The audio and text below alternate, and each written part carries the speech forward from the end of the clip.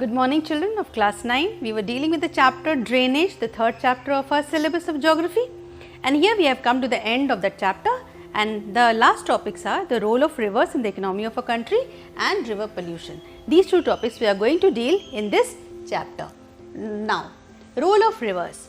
Rivers have always been very beneficial for any country, and when we talk about our historical background, we find that our previous generations or the primitive settlements, they all started on the banks of the river, and now those settlements have grown into big cities. Earlier the rivers were able to cater to the needs of few people, but now the people have increased so much, their demands have increased. So if in a country like India, which is based on agriculture, where more than 54% of its people are dependent on agriculture for their income and livelihood, irrigation is the major user of water. We have to grow food for such a large population, and for that irrigation is necessary. So irrigation, navigation, movement of people and goods over the rivers, and hydel power generation. These are the three very important role of rivers in the economy of a country like India, which is an agriculture country. Now we talk about the river pollution. River pollution is growing day by day due to the growing demand of water, not only for domestic use but also for municipal use, industrial supply and agricultural use.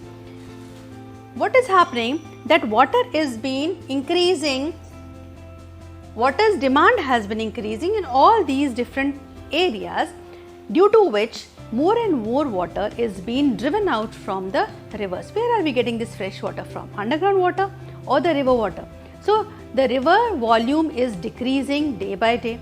On the other hand, after the use of water in all these areas, that water becomes dirty, and the dirty water without being treated, so a heavy load of untreated waste and industrial effluents are being discharged into the river bodies.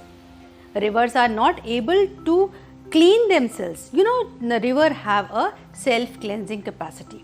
If the river water is allowed to flow, like if we do not construct a dam in between and the river water is flowing, it has the capacity to dilute and assimilate pollution loads.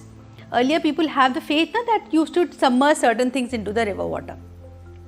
Why? You know, because there are certain creatures in the river water, tortoises are there, fish are there, they used to eat them up, and the rivers never used to get polluted.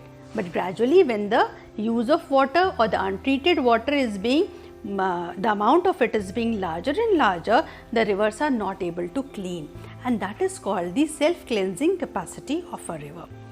If river Ganga is given, is been allowed to flow in its speed, then it has a capacity to dilute and assimilate 20 kilometers of the waste of a large city.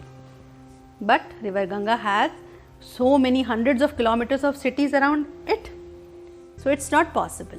So what is this now? The call of the time is that we all should be very much aware and should see that the treated water should only be discharged into the rivers, and that is how only we can move ahead towards a sustainable development. Hope you understand the reason behind the sustainable development and use of water in this video, and if you like it children, do like, share and subscribe, and thanks for watching. Bye for now.